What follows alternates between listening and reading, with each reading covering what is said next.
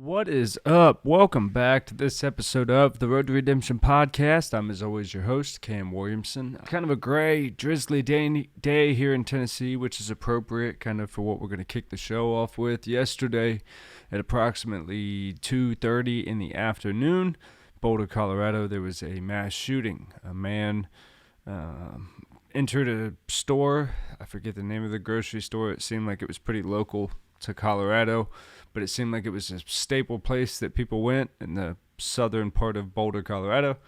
Guy raised alarm out in the parking lot. He was wielding a long gun, is all they've called it thus far, but by the sounds in the footage, you could pretty much tell he had an AR. Entered, opened fire. The police responded within minutes. The one officer, the first officer on the scene who encountered him, was fatally shot, and the suspect was apprehended once the rest of the police showed up. So that is all we officially know. They have, as of like an hour ago, released the names of the victims. They notified the victims' families between last night and this morning, and they know almost nothing else. They did release the suspect's name. His first name was Ahmad. Last name, I don't remember. It was just hard to pronounce. I hope that we don't play too much into that yet. And yeah, it's disgusting. It's absolutely disgusting. So just to say that, I'll go on to talk about how I actually feel about everything that's going on. We're maybe a week and a half removed from 8 people dead in Atlanta, Georgia, where a male opened fire into multiple salons, killing 8. I had a lot of questions in that as to how he made it to multiple salons without raising alarm as he went to and from each one. I don't know the details about these cases, so if you do, please feel free to leave them in the comments and educate me as to what you know, but please leave a link to your source as well so I can see that and check it out. I'd like to do my full research. Within that, we have the coronavirus. We have a lot of stuff tied into that. We have a lot of anxiety in the world. Mental health cases are on the rise because people have been locked down. People feel like their rights are being violated. Some people are just scared because of a virus that they believe is that dangerous. I'm not saying which way to go. I'm saying that there's a lot of people struggling for their own reasons. I don't want to be so quick. Now, the things like Stop Asian Hate, this has been a thing since the Parlor shooting. The suspect in that one came out and said that race wasn't a thing. And that, hard to believe, but hey, if he says it's not a thing, then I don't know what else people really want. I'm not saying he didn't target a certain group of people, but I think that we're using these opportunities to further politicize something that's already been politicized enough, being the coronavirus pandemic and where that is. I have never met a person who has blamed or even heard it in passing. I've not heard of anyone who's blamed the coronavirus on any race of people. I heard people trying to nail our then President Trump to the wall because he called it like the Chinese virus or something, and like rightfully so, he should have been kind of criticized for that, just because whether it originated there or not, that's just not a smart thing to do. Like wherever the flu came from, we didn't call it the whatever virus from wherever that started. So yeah, that's not smart, but it's also not something that he did with the intention of starting a hate towards a certain race of people. It's just getting so exhausting at this point, because now when terrible shit happens, you have to, back in the day we looked at and we're going to get to this later, all the issues that Colorado seems to have. But like when Columbine happened, that was in Colorado as well. You just knew that those were sick people, 2 sick kids who were really, really struggling, and you didn't have to go, well, they were 2 white kids and they shot up, then when they shot the kids, they shot this many black kids, this many white kids. We are so much faster today, we want to know that fact. Like, they named off the name and the age of all the people that were killed, and Oddly enough, it was a pretty even split.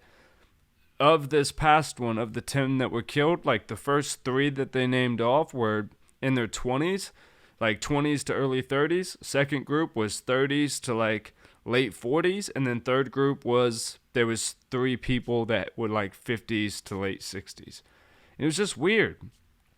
I find it very odd how all these things seem to stack up together, and I noticed that the one thing, I think it was the congressman for Colorado was saying, he was like, people are just tired. He's like, they're tired of being afraid. All this fear needs to end. And he was almost leading it to believe that like maybe the suspect did this as an example, as to like, look, you aren't keeping anyone safe by keeping everything locked down and all these masks mandates and stuff. They're thinking that maybe, a motive here, but even I'm guessing. So please don't take anything that I say as a credible source in this matter, because I'm just guessing here as well. I think that mental illness was clearly involved. If we haven't learned anything in the last 2 years, that's the number one key in all this. Sure, he was probably on some substance. I just dropped my phone, yes. I know that there's going to be tons of people that can't wait to mention the fact that weed is legal in Colorado, and does this affect it? Well, that needs to actually be looked at. What were his medications? What was he taking? What did he possibly stop taking? All these things need to come into play. I like in this situation, one of the first things that I heard, the press, person, whoever handles other PR stuff, she came up first and she goes, look, man, we're going to release the names of the victims. We're going to release the names of the name of the suspect. Don't give this guy the notoriety that he so wants. And that is something I've sang this song on everything that I've ever talked about, that we need to stop making these people famous. If we stop making their names known, and we were just talking about this in the last one, there's a real problem going on right now where we're like idolizing serial killers and we're making movies out of them and we're making shows about them. We gotta stop that, because we're encouraging these types of people who are on the brink of doing these horrific things, that are battling with it in their head, going, should I do this? Should I not do this? And then they're like, well, look, people love these people. And they, people, and I posted this on social media, I can only relate it to people who have suicidal thoughts. They don't go, well, I'm going to do this, and then I'm going to just deal with what happens later. Well, somebody who's probably thinking in the realm of mass shootings, and I'm only doing some Criminal Minds type shit here, but they're probably only thinking, this is going to get me what I want, in the sense of I am of some notoriety to them, means worth in life, because it's going to get them some sort of clout. It's like a kid when they're young being bad, whether it's good attention or bad attention, the kid just wants attention. So if you're giving them that and they see that, look, people are like fucking idolizing Ted Bundy and all these other crazy ass serial killers, why are we not, in a sense, encouraging this shit? We have people strung across whatever. My wife and I were just talking about Twitch. There's these young kids on Twitch for days and hours screaming this crazy shit at each other. And then they go, and when they finally get off the fucking Twitch or the PS5, they turn on Netflix and there's serial killer documentaries on. And then we want to wonder why people are throwing shit at each other in the streets and trying to fuck each other up every time we, get around each other. Well, our anxiety level of being around each other is up here. Nobody's been allowed to be around each other for the last year. We don't remember what it's like to be out in public for real. I freak out every time I go to the store because I'm afraid, is somebody going to pop off at me? Am I doing the wrong thing? Am I wearing a mask? Okay, I'm wearing the mask. I should be good, but is some asshole going to come yell at me and call me a pussy because I've got my mask on, when I just don't want to make anybody uncomfortable? So, but then the one time I forgot to put it on, I felt like the biggest dickhead in the world, like everyone was staring at me like I had a third fucking head. And I feel it, so I'm not going to act like it's not out there in everyone else's vantage point as well, because the anxiety around people is at an all-time high. It's not just like veterans, law enforcement, and shit that's dealing with like PTSD and dealing with large crowds. It's everybody now. Because when you're going to the store, you're getting hacked down, not just ones and twos, which would be terrible enough. 10 people got murdered on a Monday afternoon at a suburban fucking grocery store. But what? We're going to tune in tonight to the next fucking serial killer movie that Netflix drops.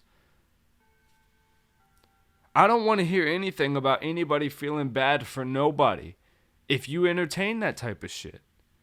If you sit around watching that kind of stuff and you share it and you tell your friends, oh, you got to watch this, you got to check this out, man, you don't have sympathy for nobody.